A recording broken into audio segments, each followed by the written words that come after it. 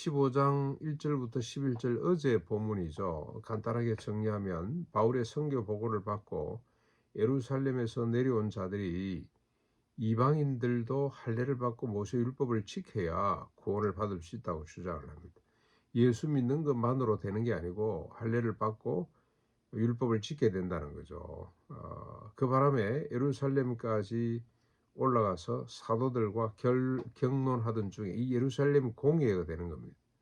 이게 전체 모임이 소집이 됐습니다. 이방인들도 예수 믿도록 믿음의 문이 활짝 열렸는데 그들도 자꾸 어떤 사람들이 이 할례를 받고 모세율법을 지켜야 된다고 하니 이게 무슨 일인가 하고 예루살렘 공회가 열린 거죠. 사도들 중심으로. 그러던 중에 베드로가 오직 예수 그리스도의 은혜로 모든 인간이 구원받을 수 있다는 결론을 내립니다. 그랬더니 이제 야고보가 일어나서 오늘 본문입니다. 12절부터 21절까지 이제는 정리를 하는 거죠. 최종 제안을 하게 되는 겁니다. 그 내용이 아주 참 귀합니다. 하나님이 이방인 중에서 자기 이름을 위할 백성을 취하시려고 그들을 돌보신 것이 베드로의 말처럼 맞다. 베드로가 지금 좀 전에 이야기했던 것처럼 하나님이 이방인들도 하나님 백성으로 이제는 인정하고 받아들이기로 했단 말이지. 근데 그 일이 선지자들이 그동안에 예언했던 하나님께서 선자들을 통해서 말씀하신 것과 아주 일치한다. 근데 선자의 말을 인용을 하는데 이사야 45장 21절, 아모스 9장 19, 11절, 12절을 인용을 하면서 이야기를 합니다. 그 내용인즉 내가 다윗의 무너진 장막을 다시 지어 일으키려니 다윗의 장막, 다윗의 이 권력이 다윗의 나라가 무너졌죠. 그런데 그걸 다시 일으키겠다는 겁니다. 어떻게 일으킵니까? 신약의 교회로 일으키는 거예요. 교회. 자, 어떻게 일으키냐? 이는 그 남은 사람들과 끝까지 하나님 믿음을 신뢰를 저버리지 않고 하나님 믿음은 다른 거 아닙니다. 하나님이 궁극적으로 약속하신 십자가 부활을 저버리지 않고 붙들고 있는 사람들과 내 이름으로 일컬음을 받는 모든 이방인들로 주를 찾게 하려 함이라. 내가 다윗의 나라를 다시 회복할 텐데 그때가 언제입니까? 끝까지 유대인으로 남아있으면서 주님의 언약을 붙들고 있는 자, 예수 그리스도를 바라고 있는 자, 주로 어떤 사람들이었습니까? 사마리아 여인 같은 사람, 병든 사람, 그리고 뭐 니고데모 같은 사람도 있었습니다만은, 아리마대 요셉 같은 사람도 있었습니다만 대다수 세리와 죄인들과 창기들과 이런 사람들이죠. 자기 속에 아무런 희망을 찾지 못했던 사람들. 그래서 오직 하나님이 약속하신 그 메시아가 오셔야 되겠구나 하고 붙들고 있는 사람들과 이방인들 중에서 주를 찾게 하려 함이라. 이방인들 중에서 많은 사람을 하나님께서 자기 백성으로 삼으시는 이것을 다윗의 나라를 다시 회복하는 것이라고 이렇게 설명을 하고 있습니다. 이는 예로부터 주님이 늘 말씀하셨던 바였다는 겁니다. 안식일마다 우리가 선지서를 읽을 때마다 이걸 다 우리가 듣고 지금까지 살아왔는데 그 일이 지금 벌어지고 있다. 그러므로 내 의견에는 야고보 의견이죠. 하나님께 돌아오는 이방인들을 괴롭게 하지 말자. 자꾸 할례를 받으라. 그리고 또 무슨 뭐 율법을 잘 지켜라. 이런 소리를 하지 말자. 단지 우상에 들어온 것, 음행과 목매어 죽인 것과 피를 멀리하는 것, 요것만 남기자. 이것은 모세율법의 핵심이기도 하다. 이것만 남기고 나머지는 다 우리가 율법 더 이상 요구하지 말자라고 되는 겁니다.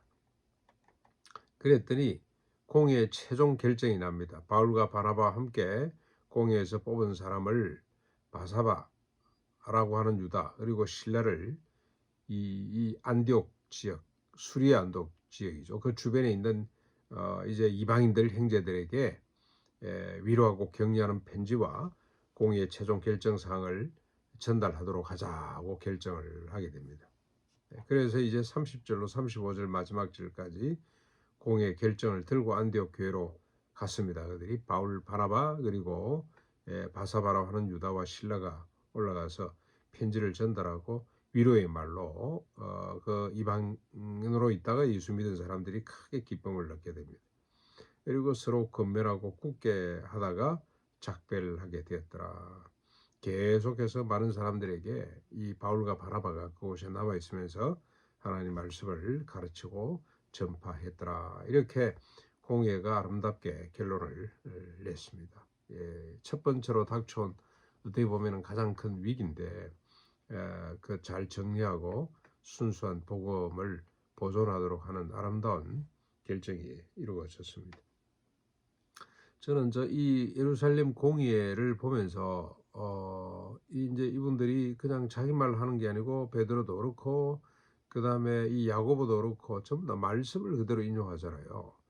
여기 뭐 한두 개가 아니고 구약의 예언서 그 다음에 모세 율법서를 적절하게 인용을 해서 의견을 제시하고 결정을 하는데 제가 이런 총회를 한번 경험을 했어요. 정말로 그 우리 후배 하나가 아무리 공부도 중요하지만 이게 백파교입니다.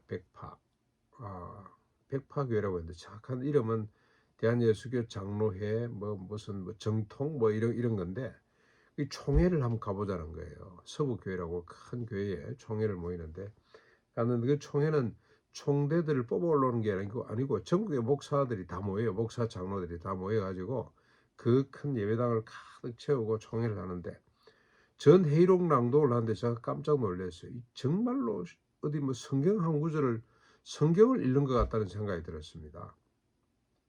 어떻게 해서 이런 회의록이 작성이 됐지 하고 가만히 이제 그다음 회의가 진행되는 걸 보는데 이제 안건 처리를 합니다. 그래서 상정된 안건이 이번에는 이건데 자 쭉 서기가 읽어주고 이제 의장이 자 어떻게 할까요? 이러니까 온 회중이 가만히 있다가 의장하고 한 사람이 손을 드니까 발언권을 줘요. 그랬더니 자기는 창세기 몇 장 몇 절에 의해서 사도행전 몇 장 몇 절에 의해서 이 안은 이렇게 해석하는 것이 결정하는 것이 옳다고 생각을 합니다. 그랬더니 잠잠해요. 온 회중이. 그 다음에 의장하고 한 사람이 또 손을 들고 나는 누가복음 몇 장 몇 절에 의해서 어디 몇 장 몇 절에 의해서 이 안을 이렇게 좀 조정하는 것이 옳다고 생각합니다. 그리고 가만히 있다가 또 한 사람이 일어나서 또 구약과 신약을 적절히 인용해 가지고 이 안을 그러니까 지금 한 안이 반대안이 만들어지는 게 아니고 그 안에 살을 붙이고 그 안에 뼈가 서고 살을 붙이고 힘줄을 붙이고 피부를 입히고 마지막 한 사람이 일어나서 그래서 이렇게 결정하는 것이 옳다고 생각합니다 하고 딱 정리가 되니까 아무도 가만히 있다가 회장이 그럼 어떻게 할까요? 자, 이 안으로 결정을 해도 되겠습니까? 가부를 물어도 되겠습니까? 네, 가면 하십시오. 아니면 아니 딱 결정이 되는데요. 그때 저 순간에 마음이 어떤 마음이 들었냐면 죽어있던 안건이 호흡이 싹 마지막에 힘줄이 빼대가 서고 마치 에스겔이 본 이 해골 골짜기의 환상처럼 죽어있던 안건 하나가 살아서 군대가 되는 이런 감정을 제가 받았어요. 마지막 가면 예하십시오. 예 하고 결정이 되는데 말씀들이 이렇게 그 안을 완전히 하나의 살아있는 결정물로 생명처럼 만들어낸다. 야, 이게 참 신비롭다. 이게 말씀의 영광이다.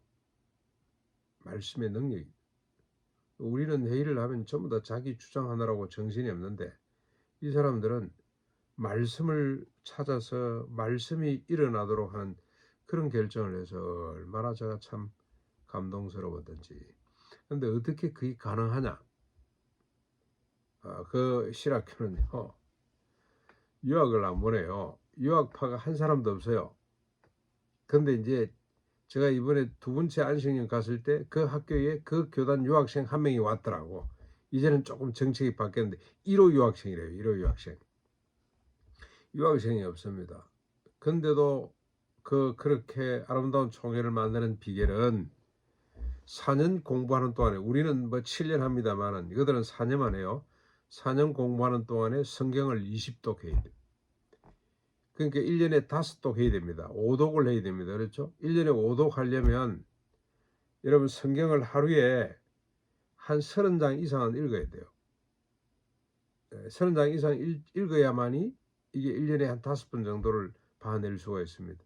그러니까 30장을 읽으려면 적어도 하루에 한두 시간은 성경을 붙들고 읽고 있어야 돼요. 소리내서 읽어야 됩니다. 그게 교육의 전부예요. 제일 중요한 핵심이에요. 그러다 보니까 성경이 그냥 꿰지는 겁니다. 지극히 단순합니다. 그래서 그런 총회를 만들 수가 있었습니다.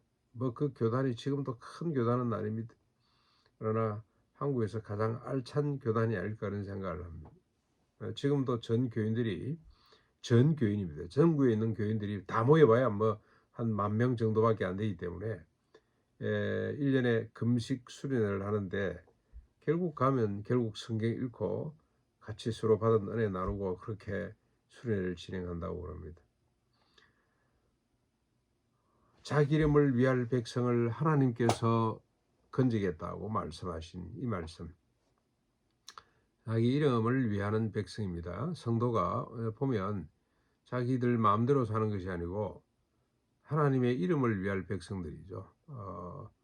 그래서 야고보가 이야기한 것처럼 율법의 핵심이 그 4가지 안에 다 들었고, 결국 그 핵심은 자기가 아니고 나중 바울이 이제 정리를 합니다만은 자기 자신이 아니라 그리스도를 위하는 삶, 이게 자기 이름을 위할 백성, 하나님이 이방인들, 유대인들, 남은 자 이렇게 건져내시고 구원하시는 목적이 뭐냐, 자기 이름을 위해서 건져내신다는 이 영성 우리가 끝까지 붙들고 말씀대로 우리가 생각하고 사유하고 말하고 행동하는, 그리고 판단하고 결정하는 이런 아름다운 영성을 가질 수 있기를 바랍니다.